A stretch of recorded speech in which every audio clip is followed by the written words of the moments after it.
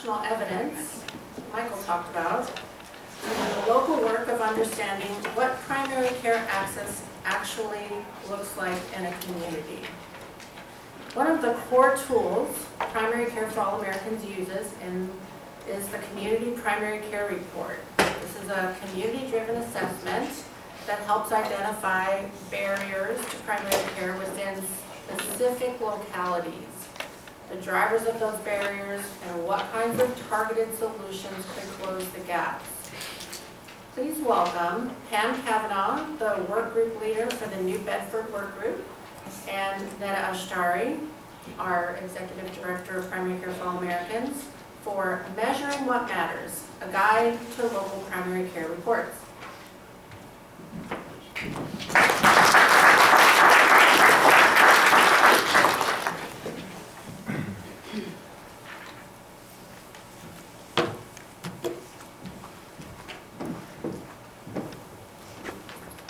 Hi everyone, in case you forgot me, I'm Neda.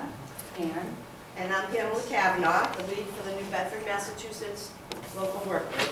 And we're here to talk to you today about community primary care reports. We have no disclosures. So today we'll walk through 4 things. First, what are primary care reports? Second, what gaps do they fill? And what do they tell us that existing measures don't? Then we'll talk about how to actually create one. And finally, most importantly, we're going to talk about how to take your findings from a primary care report and translate that into a local solution. So a primary care report exists to answer a very basic question. Can people in this community actually access primary care? Not on paper or theoretically, but in real life. And if they can't, why not? So to answer that question, we look at 3 things: characteristics of the community, then we look at the primary care workforce, where they're located, and what they look like. And then we look at how many people have access to continuous, reliable, and timely primary care. Okay. So some of you may be thinking, we already have all this data on demographics and workforce and utilization, so why are we talking about this? We do have some data, but they only tell us part of the story. So we can talk about workforce, for example. A county can technically have enough clinicians on paper, but residents can wait months for an appointment. A workforce database can tell you how many licensed clinicians there are in an area, but it usually can't tell you, are they taking new patients? Do they speak the community's languages? Do they practice full-time and in what setting? And do they work in the same place that they live and treat patients? We also don't have great data on what matters to patients. Can they get into primary care, and do they have somebody who they can trust to take care of them over time? So people usually look at measures on the right. Annual visit rates for Medicare patients, which only tell us about Medicare patients. Completion of preventive screenings, which only tell us about people who are already plugged into the system and have a primary clinician in the first place. And the share of people who say they have a usual source of care, which is a measure so loose that one could argue going to the emergency department twice counts as a usual source of care. And it doesn't distinguish between a cardiologist, let's say, and a primary care provider. So every measure has the same problem underneath it. The denominator is people who are already in the system. It doesn't tell us anything about the person who called 5 clinics and couldn't get an appointment. It doesn't tell us whether the person who did have the appointment was able to get everything done during that appointment and whether it addressed everything they came in for. Those gaps between the traditional measures and what communities actually experience are exactly why we do primary care reports. And Pam's going to walk you through how New Bedford did that. Okay, Neda has given you an overview of what goes into the primary care report for the community. And I'm going to walk you through how we actually did this in New Bedford, Massachusetts, where we built, from what I understand, the first one in the nation. We basically started with 2 steps. The first step, we built partnerships that became our work group. None of this happens without the right people at the table. And we had the right people. I'll talk a little bit about how we brought them in and why. We developed a survey tool that we use for data collection. The survey was organized around 3 domains that Neda talked about. Who lives in the community, who works with and what do they look like, and how do these people currently access primary care? So the New Bedford Work Group brought together 3 of the healthcare organizations in New Bedford, or the various surrounding areas. This included South Coast Health, Hawthorne Medical Associates, and New Bedford Community Health. We also made sure to bring in representatives from the faith-based community, the city health department, the business community, and other advocacy groups across the city. In total, we had about 45 people in our local work group. So after bringing the partners together, we needed to develop the survey tool. It had 32 questions that were organized into 3 broad areas. The first was a community snapshot, basic demographic information of the community that we were trying to serve and a description of that community. The second, we looked at workforce supply, how many MDs, NDOs, nurse practitioners, physician's assistants are actually practicing the primary care in the city of New Bedford. And the third was access. What was wait times looking like for appointments? What was the size of the clinician panels? And whether the practices were taking adult patients, pediatric patients, or both. So jumping into that community snapshot, we focused on 5 main areas and used the 2020 census data. We looked at population, we looked at age groups, 0 to 18 years, 18 to 65, and ages 65 plus. We looked at gender, race and ethnicity, and the primary languages spoken in that community. So New Bedford has approximately 102,000 residents, and it's a very diverse community. So we wanted to know what was the breakdown between adults, pediatrics, and seniors in that community. What was their racial ethnic composition?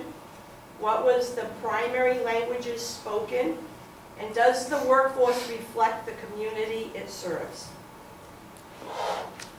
New Bedford has a very significant population with primary languages of Spanish, Portuguese, Cape Verdean Creole, and a Central American population that is ever growing in New Bedford that speaks really an unwritten language is called Quiche.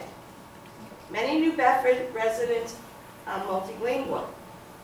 So we need to find out, does the New Bedford workforce mirror the community that they are practicing in? So after collecting the community snapshot, primary care reports turn to the workforce. But we use measures that actually reflect capacity, not just headcount. So we look at the panel size, how many patients each clinician is responsible for, and whether those clinicians serve geriatric or pediatric or adult patients. Because a community can look adequately staffed but not have enough adult providers or pediatric ones. We also look at concordance, like Pam talked about, whether they reflect the community that they serve. The race and ethnicity, which really matter because concordance is linked to whether people come back and even whether they get the right diagnosis to begin with.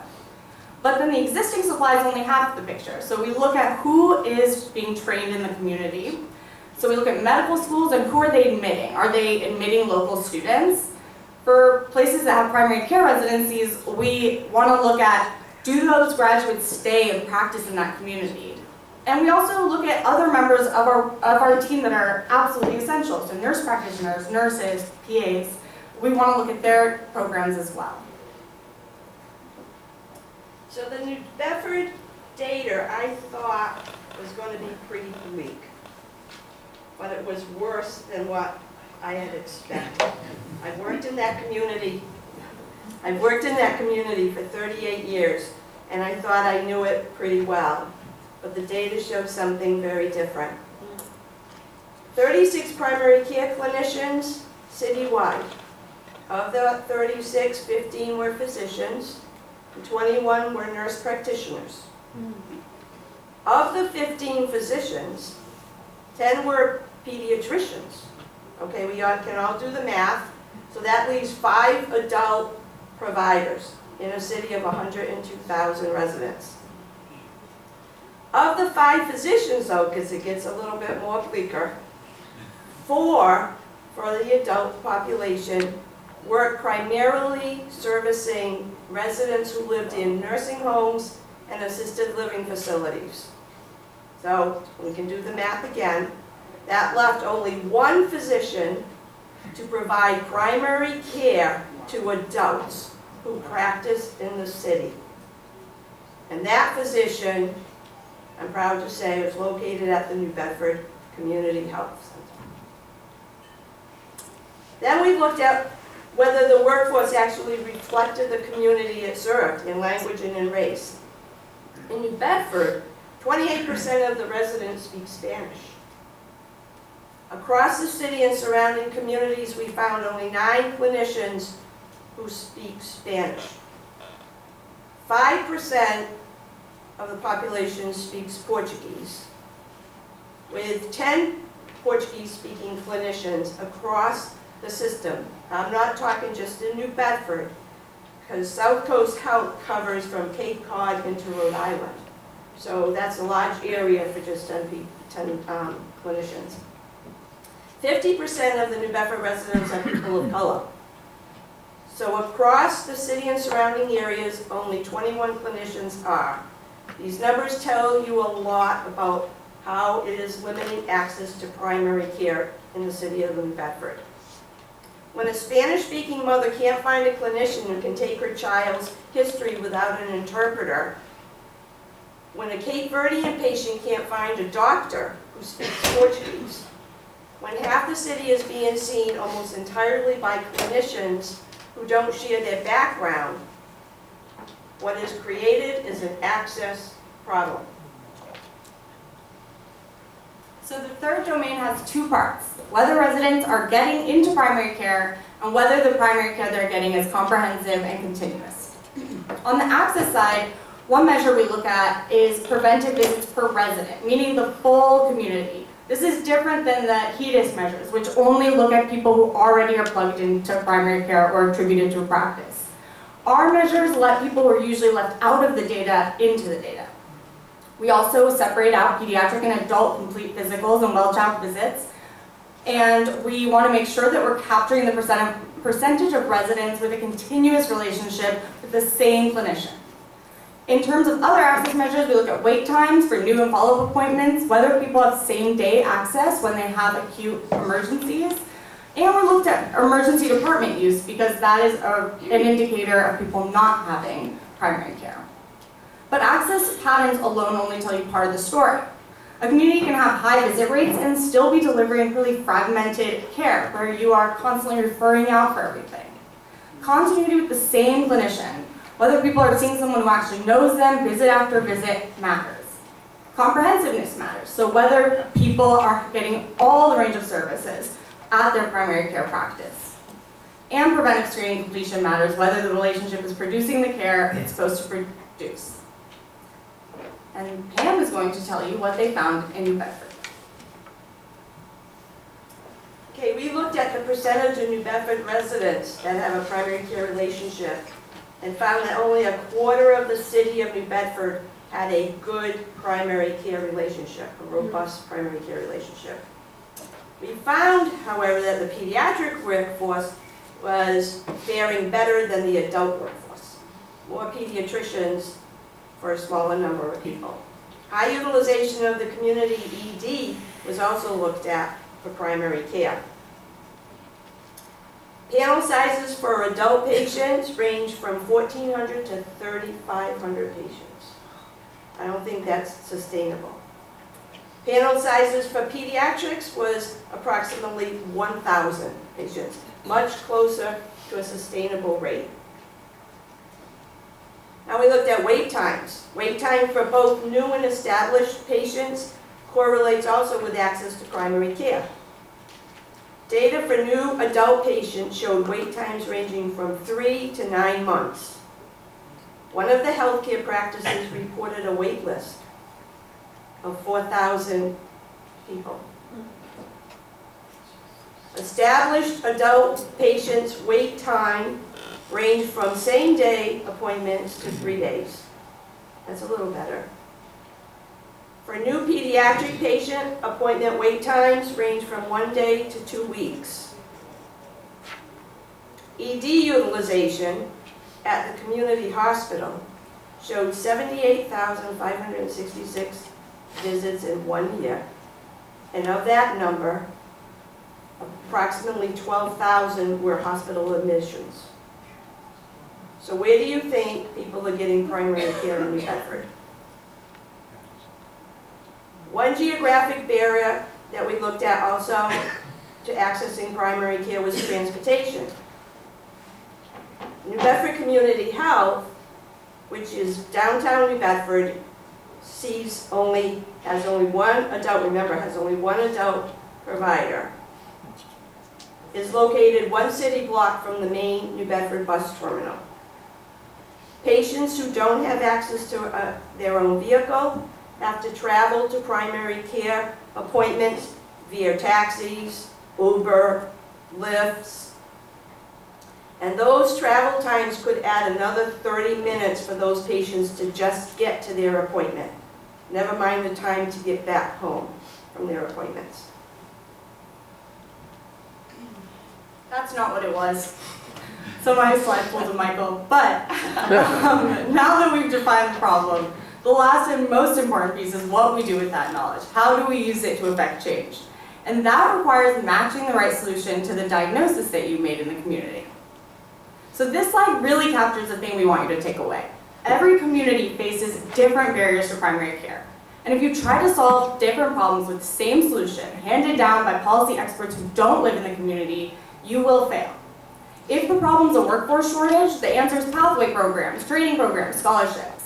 If the problem are that there technically aren't enough clinicians, or there are enough, but they don't practice where people live, then more residency slots are not going to fix the problem. The answer might be neighborhood access points, clinics near transit lines, or incentives to practice in provider deserts.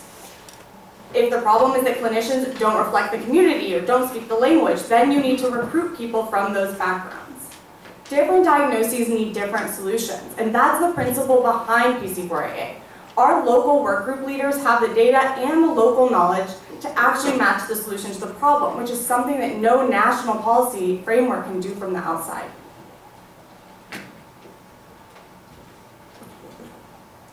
In New Bedford, the data revealed that we had 2 main problems. 1, insufficient workforce, and 2, geographic barriers. With that data, we designed 3 targeted solutions to create a pathways program for local high schools and college students to enter primary care careers through early exposure to those careers, mentorships, and shadowing. To expand training programs, including, in the future hopefully, a medical school, residency programs, and allied professional schools in the New Bedford area. And recruit and retain clinicians to practice in the highest needed areas, using incentives like loan repayment programs with service obligations back to the community. Okay, so what are 3 things we want you to take home today? We want you to tailor your surveys to your community. Your community and our community of New Bedford might look very different. Use your local data to diagnose your community's barriers to primary care, and then to develop targeted solutions based on the data and get organizing. Thank you very much.